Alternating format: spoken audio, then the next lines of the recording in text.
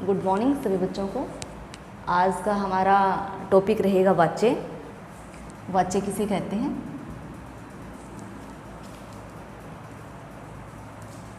तो सबसे पहले हम वाच्य की डेफिनेशन देखते हैं कि वाच्य कहते किसे हैं।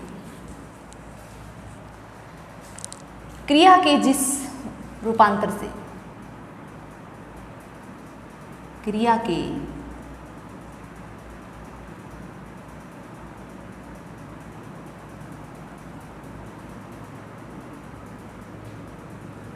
के जिस रूपांतर से ज्ञात हो कि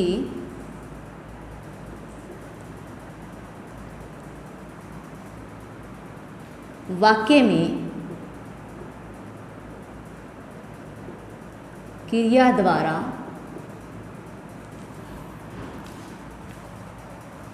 द्वारा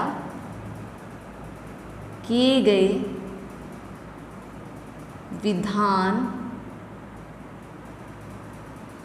का प्रधान विषय कर्ता है,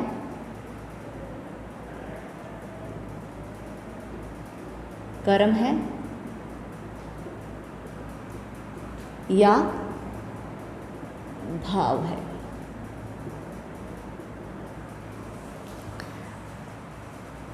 और वाच्य के भेद कितने होते हैं? वाच्य के भेद देखो।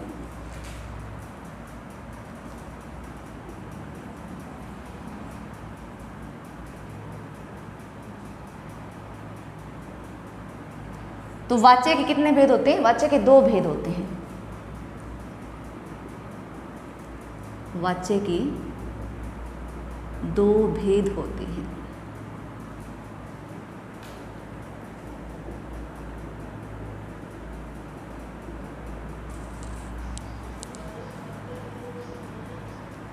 कृत्रिवाच्य, दूसरा अकृत्रिवाच्य। इसको हम डायग्राम के माध्यम से भी समझ सकते हैं। जैसे वाच्य,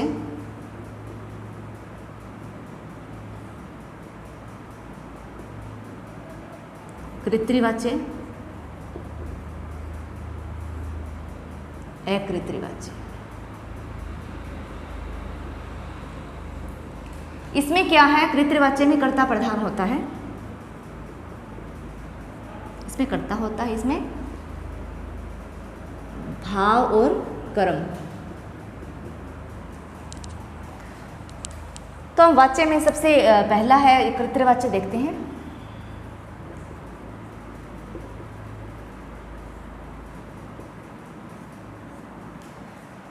कृत्रिवाच्य किसे कहते हैं?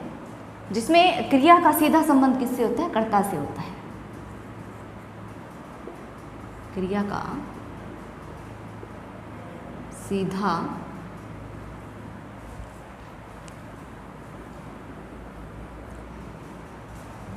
सीधा संबंध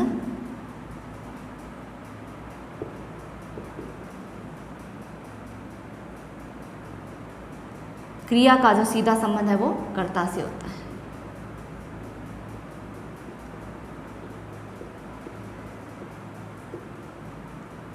यहाँ लिख देते हैं कर्म और भाव प्रधान होता है और ये कर्ता प्रधान होता है। इसमें थोड़ी सी आप आसान डेफिनेशन भी लिख सकते हैं।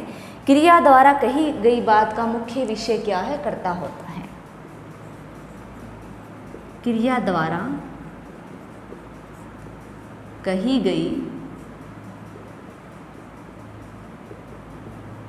बात का मुख्य विषय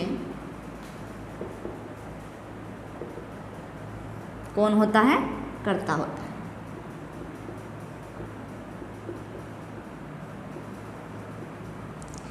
फॉर एग्जाम्पल देखें, जिसमें कर्ता प्रधान होता है वो वाक्य देखें। जैसे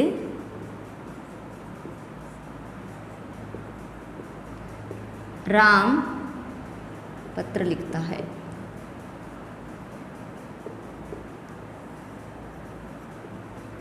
राम पत्र लिखता है।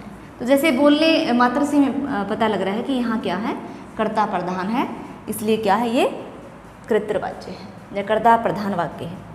और ये अकर्मक भी हो सकता है और सकर्मक भी हो सकता है। जैसे ये क्या है, सकर्मक है, जैसे राम पत्र लिखता है और राम लिखता है, ऐसे भी हो सकता है। तो ये क्या है, ये आपने ध्यान रखना है, ये है कृतवाच्य।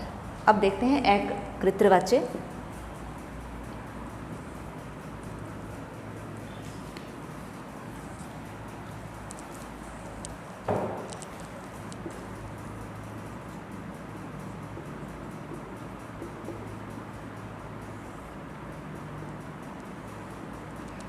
जिसमें कर्ता गौण होता है, गौण या लुप्त होता है,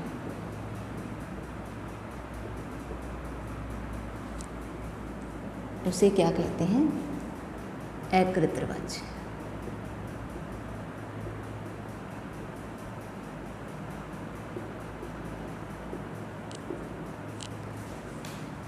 गौण होता है, वैसे आप लुप्त भी लिख सकते हैं, छोटा होता है, मतलब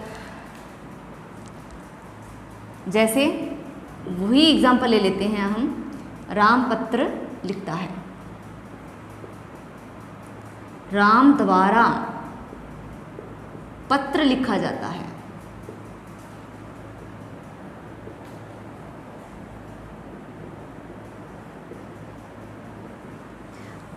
अब बोलने मात्र से हमें ज्ञान हो रहा है कि राम द्वारा पत्र लिखा जाता है, कि वाक्य में दबाव कहाँ बन रहा है। पहले वाला क्या था, राम पत्र लिखता है, तो वहाँ क्या था, कर्ता प्रधान था, और यहाँ क्या है, इसमें कर्म प्रधान है, राम द्वारा पत्र लिखा जाता है। ये क्या है, कर्म वाच्य है। ये क्या है, कर्म वाच्य का उदाहरण है। कर्म वाच्य में क्या है, अगर अलग से आपको कर्म वाच्य की डेफिनेशन अगर देनी है, तो जिसमें क्रिया का सीधा संबंध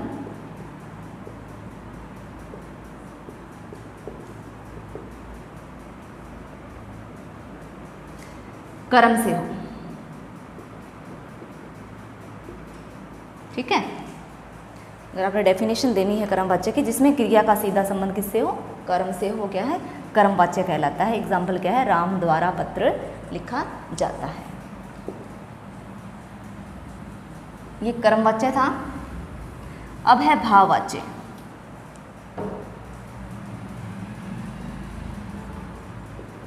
भाववाच्य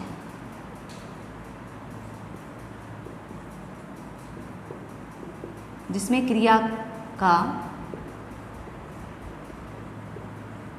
सीधा संबंध भाव से होता है, ये भी आप लिख सकते हैं, या आप लिख सकते हैं जिसमें कर्म, जिसमें कर्ता और कर्म की प्रधानता न होकर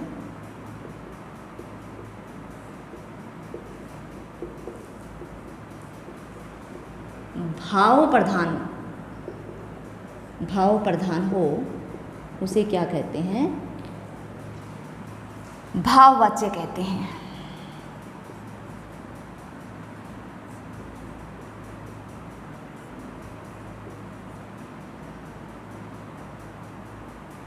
जैसे, और इसमें एक चीज़ का ध्यान रखें, नोट करें, इसमें क्रिया क्या है, किस रूप में रहेगी, पुल्लिंग,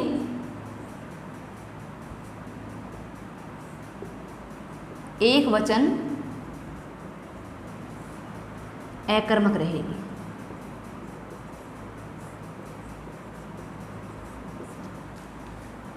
उदाहरण आप देखें, क्रिया क्या है इसमें, पुल्लिंग, एक वचन, अकर्मक रहेगी। इसका उदाहरण देखें,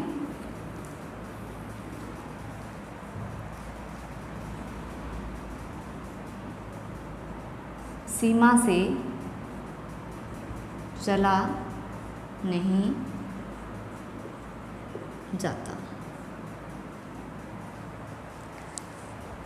ये क्या है? सीमा से चला नहीं जाता। इसमें क्रिया क्या है? पुल्लिंग में रहेगी, एक वचन और अकर्मक, ठीक है। और इसमें क्या है कि कर्ता के बाद से या द्वारा का प्रयोग होगा। कर्ता के, इसमें अकृत्र वाच्य में क्या है? अकृत्र वाच्य में कर्ता के बाद से या द्वारा का प्रयोग